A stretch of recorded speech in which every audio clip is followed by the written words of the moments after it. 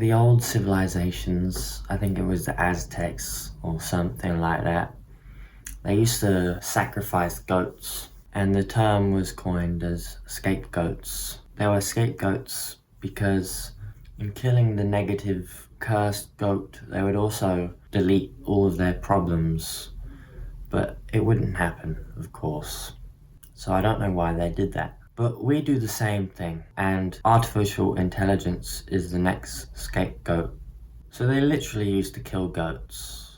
But we are no different because we focus on certain things and all of our blame goes towards it. Maybe it's the government. The government's not doing enough. Government's not doing a good job.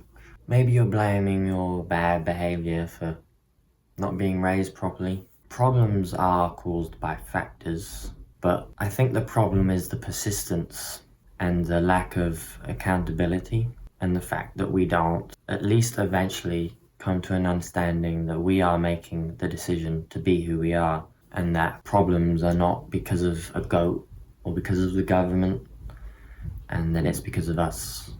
So you might already understand how AI might be the next scapegoat. It will just be another thing to focus on as the reason for problems that we have as a culture.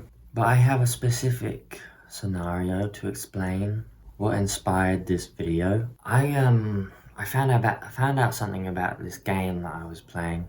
I watched a video on this game exposing the programming of it. It's like thinking you are playing a game of chess. Your enemy is kind of a real person, but there is a robot in the game. It's part of the robot is the game. Because every move that you made, the game already knew you were going to make it. And the game played by analyzing you. Specifically what the game had. It had a program that no one knew was running, where it would access your webcam that was obviously looking at your face. It would scan your face for emotional cues, as it's also being aware of what's happening inside the game. So if you kill an enemy and your face goes happy, it notices that. If you die to an enemy, it knows that you're sad as well. But why was it scanning the player's face? Of course, it was scanning your face for money, wasn't it? It was like drip feeding the dopamine so that it would optimize the most in-game purchases that it could get from you. So I don't even have a camera, so it wasn't getting me. But that's not the only system they had going on. They had a voice. They've got also is scanning your gameplay. I realized I was playing this game and I was getting used. I wasn't using the game, but the game had tailored to my mind and it tried to get money out of me, basically. Now this is a big game franchise. They've been making these games for years, and so they've obviously found a way to capitalize off of it. The game itself is cool. Like, I like the game, obviously that's why I was playing it, but they're also optimizing it on top of that. I know that what matters to them most is the optimization rather than the gameplay. I've seen people play this game. I've seen myself play this game, and when I'm playing it, and I kill an enemy, and I die to an enemy, and I die to an enemy, and I die to an enemy. I kill an enemy, and I die to an enemy, and I die to an enemy. So it's drip feeding that dopamine. Whenever I'm going through this cycle and this horrible torment, this psychological warfare. I'm exaggerating, but still it's a little bit strange that they've designed it like this.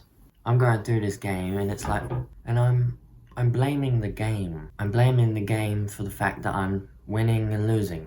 And it is the game's fault in a sense, but it kind of isn't. It kind of isn't the game. The fault is the algorithms they put on top of it. And it's the fault, the true fault, is the people who made those algorithms. And the problem is that getting the most money out of something's cool. You know, you've created a product, you want to make money, that's fine. You know, make the most you can. But the problem is that they're sabotaging the product. The product itself may have been created with heart and soul, let's say. We don't know that, but it doesn't matter because the algorithms they put on top of the game makes the game heartless. Because, as I said, the game is using you. And you sit down to have an enjoyable time and find out that you've been sucked, you've been drained.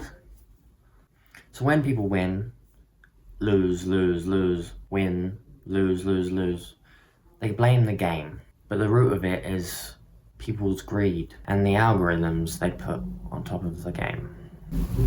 But now, like at the beginning of the video, people are imperfect. They're gonna have a sin or two. They're gonna be greedy. They're gonna be...